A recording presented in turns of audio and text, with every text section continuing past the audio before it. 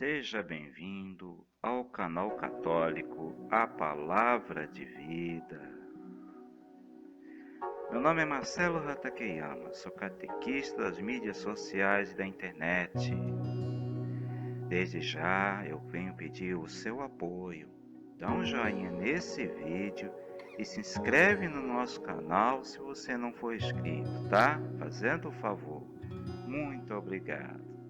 E vamos para o vídeo de hoje. Sejam bem-vindos à Escola da Fé Cristã.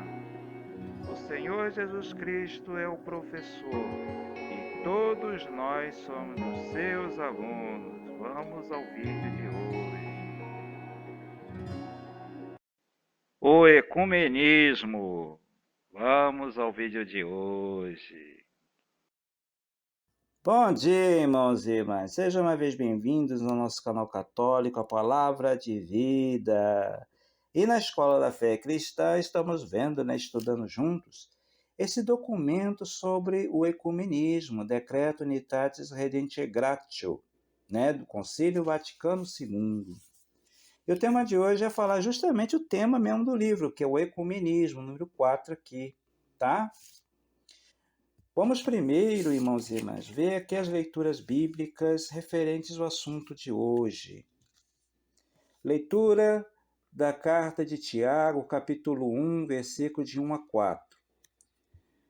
Ora, a constância deve levar uma obra perfeita, que vos torneis perfeitos e íntegros, sem falta ou deficiência alguma.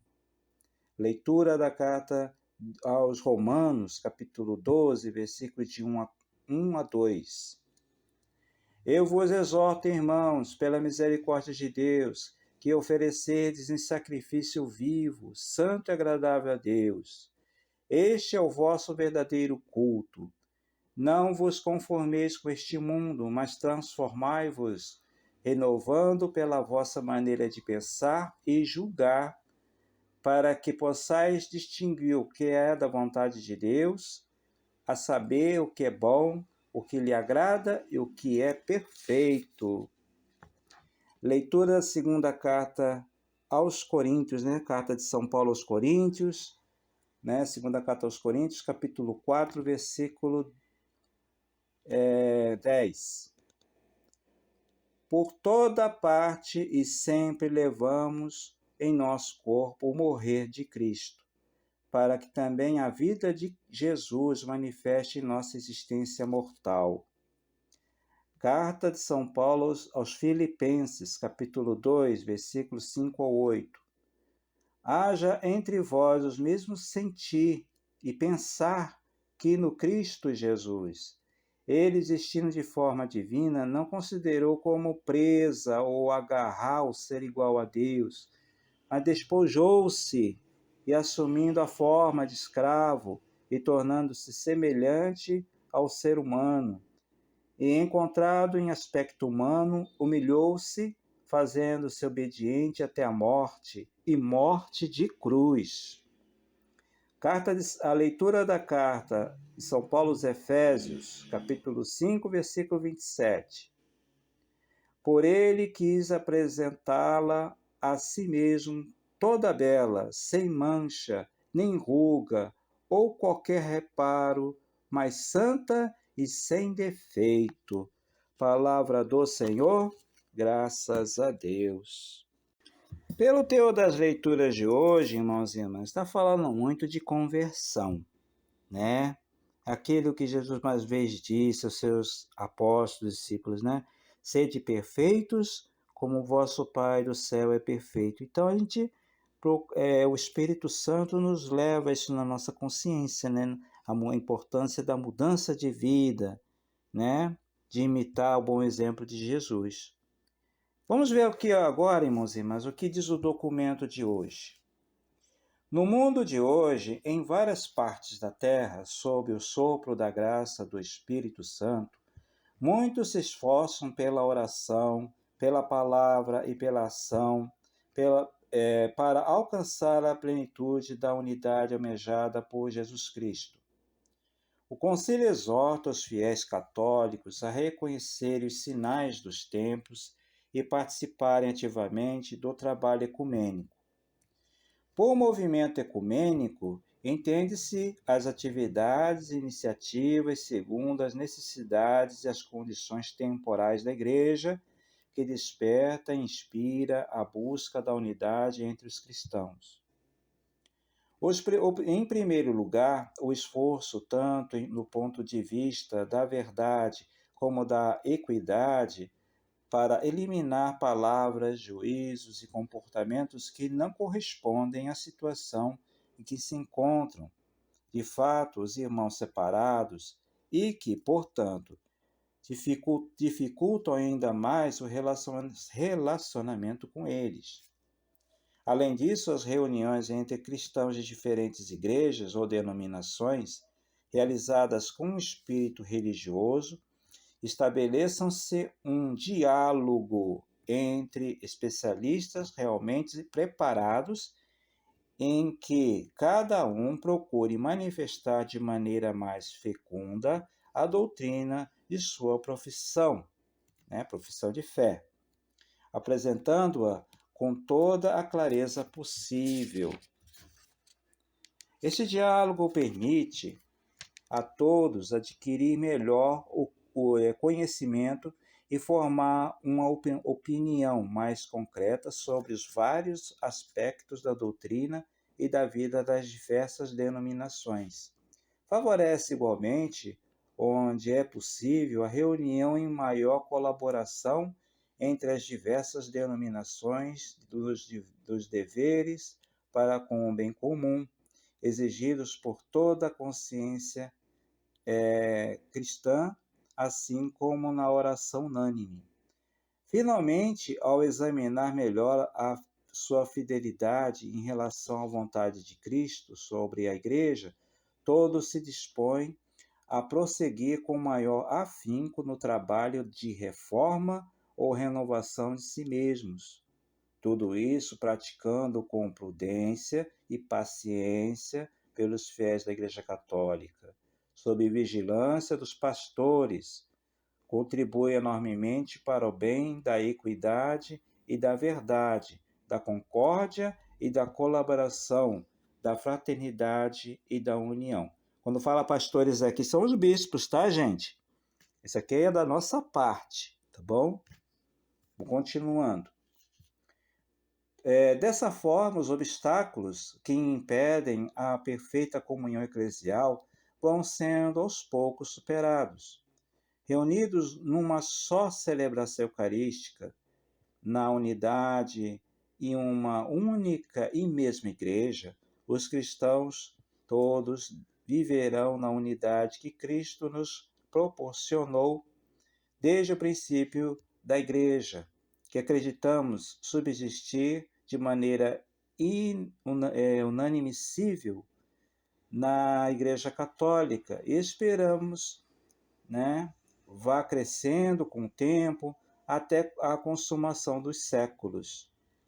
É claro que a preparação e a reconciliação daqueles que pessoalmente desejam a comunhão católica distingue-se por natureza do trabalho ecumênico, embora não haja entre ambos nenhuma oposição, pois são os caminhos que provêm das mesmas admiráveis disposições divinas.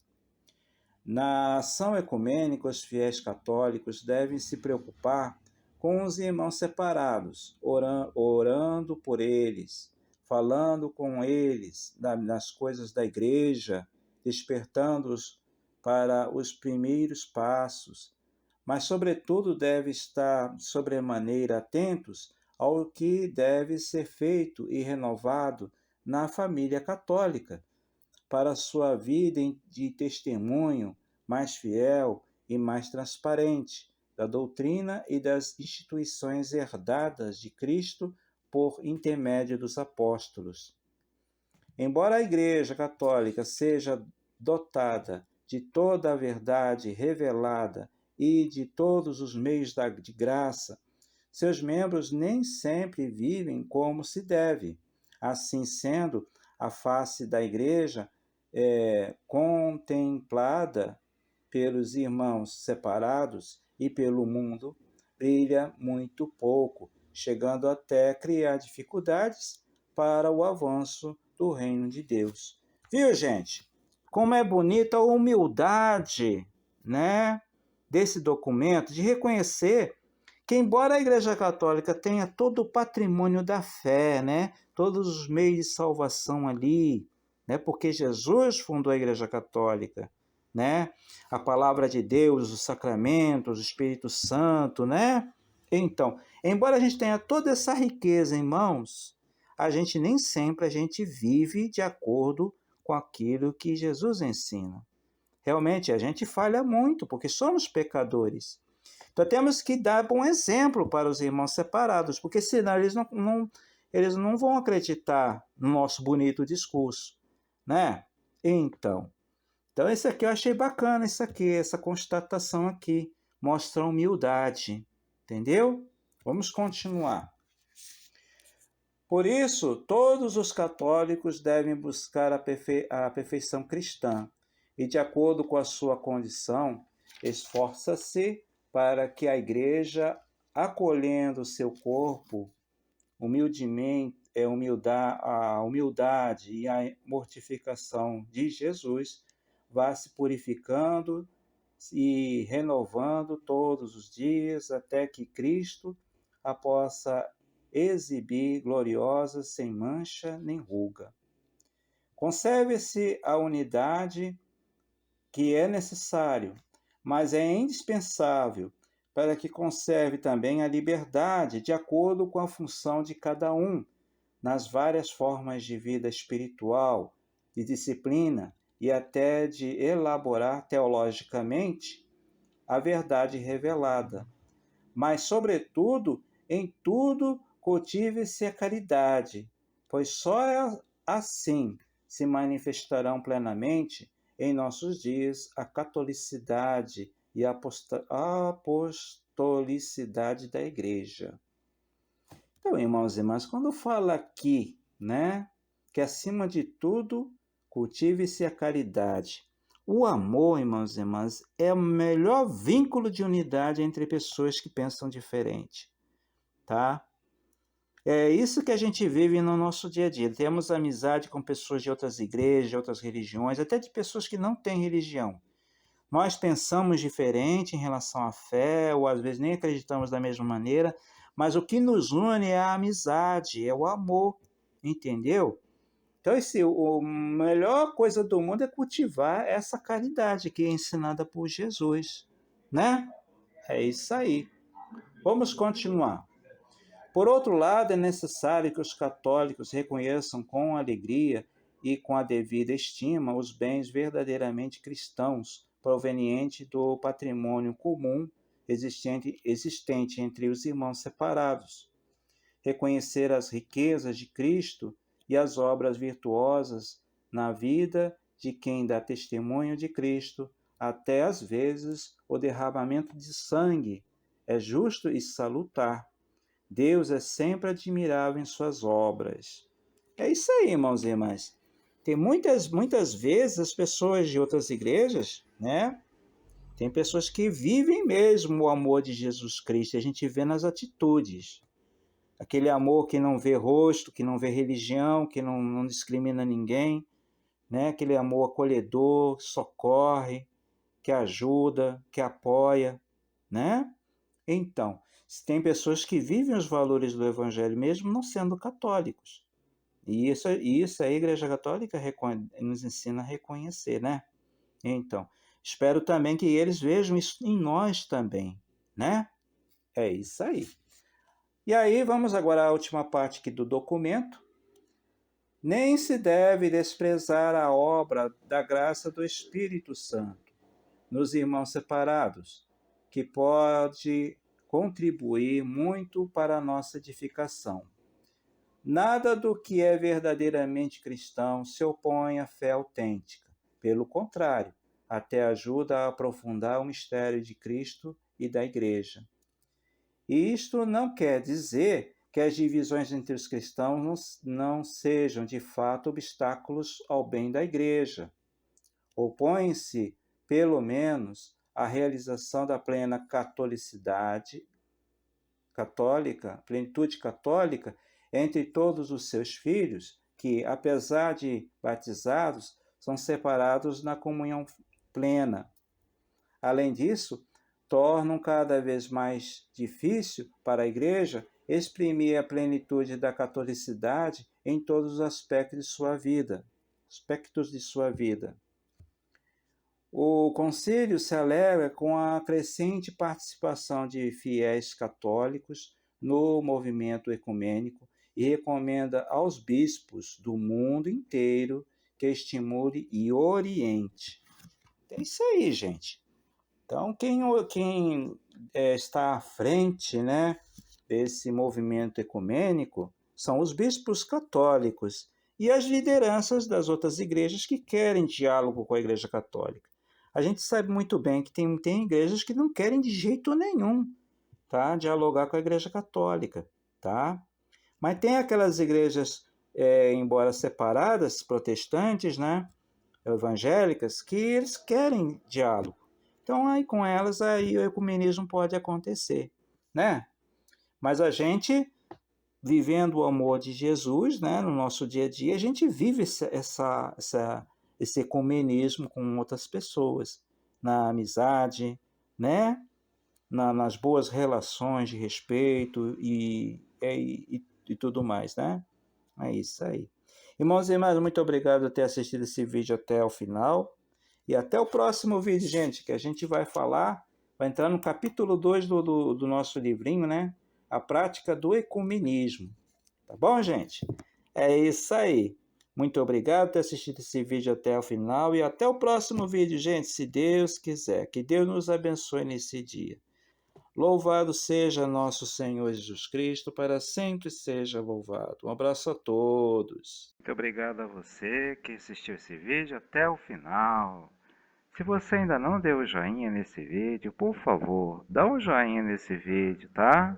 E se inscreve no nosso canal se você ainda não é inscrito. Muito obrigado. Até o próximo vídeo, gente.